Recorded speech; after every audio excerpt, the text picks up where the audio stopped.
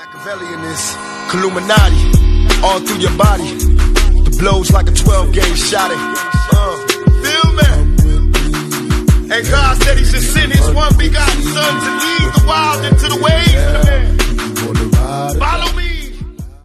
Re les postos, c'est Sacha, bienvenue dans cette nouvelle vidéo où on va décortiquer l'actualité riche du Paris Saint-Germain. Neymar, on commence par Neymar. Neymar aurait refusé l'offre historique du Qatar. Si la priorité du Paris Saint-Germain est clairement de prolonger Kylian Mbappé, l'émir du Qatar aurait, lui, l'intention de garder aussi Neymar, quitte à lui offrir un contrat historique. Ces dernières semaines, Leonardo et Nasser Al-Khelaifi semblaient s'activer concernant Kylian Mbappé, la campagne de charme lancée par le Real Madrid des Zinedine Zidane ayant précipité les choses, mais a priori Neymar Junior n'est pas oublié du côté de Doha. En effet, l'émir du Qatar est lui décidé à ne pas lâcher la star brésilienne de sitôt, même si ce dernier veut lui, soi-disant quitter le Paris Saint-Germain, et pour convaincre Neymar de prolonger son séjour dans la capitale, une offre colossale et même historique aurait été transmise par Nasser Al-Khelaifi au clan Neymar.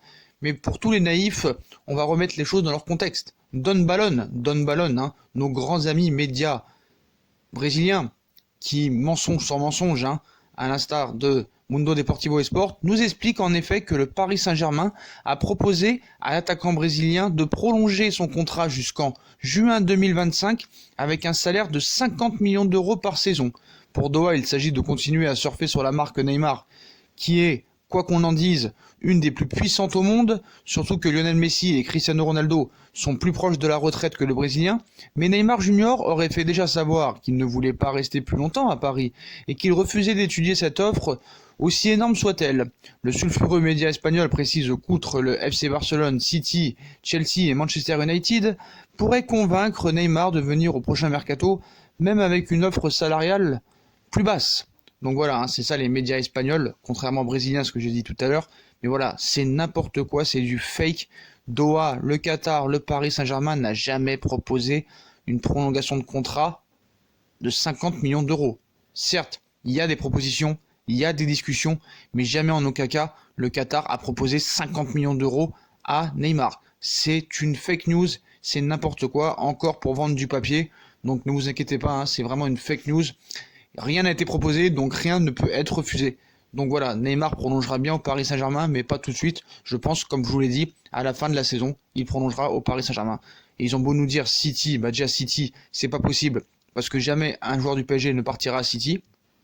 Le FC Barcelone n'a pas vraiment les moyens et veut utiliser le peu de moyens qu'ils ont pour d'autres joueurs, notamment Lautaro Martinez de l'Inter de Milan. Chelsea n'est pas vraiment intéressé. Manchester United, certes, pourrait se le payer, mais comme ils ne joueront sûrement pas la prochaine Ligue des Champions, ça pourrait être un frein pour Neymar. Donc voilà, ce qu'il faut savoir, c'est que ce média est complètement fake.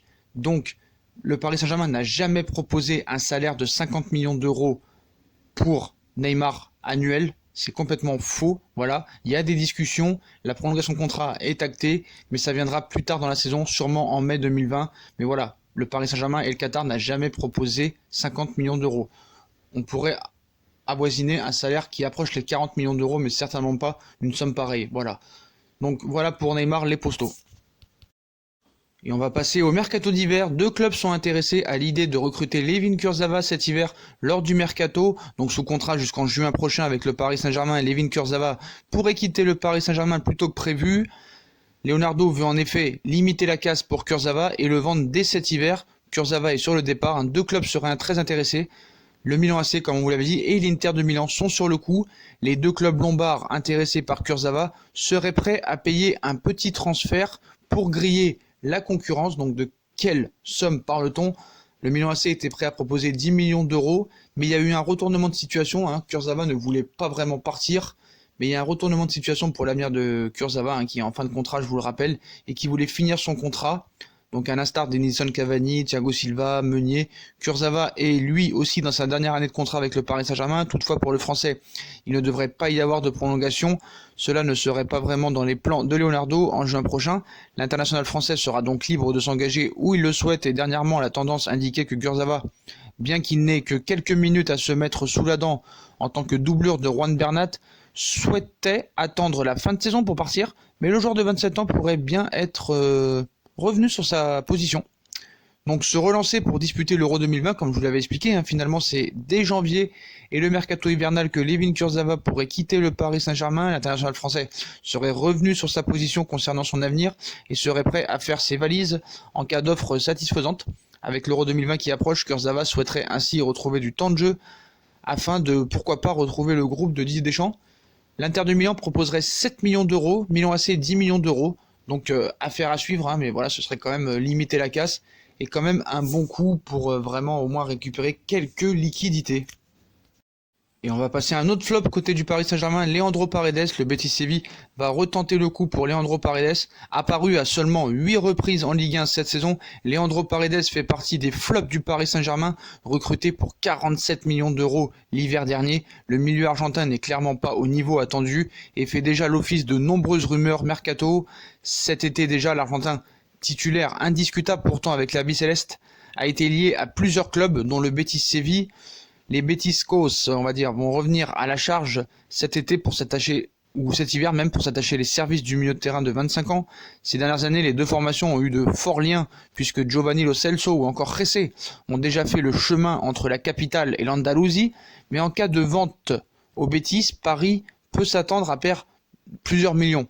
Mais ça, on le savait, hein, 47 millions d'euros, c'est quand même une grosse somme que Paris a investi sans retournement sur investissement. Hein. Voilà, donc c'est un dossier hivernal de Leonardo qui va être débloqué sûrement grâce à Paredes.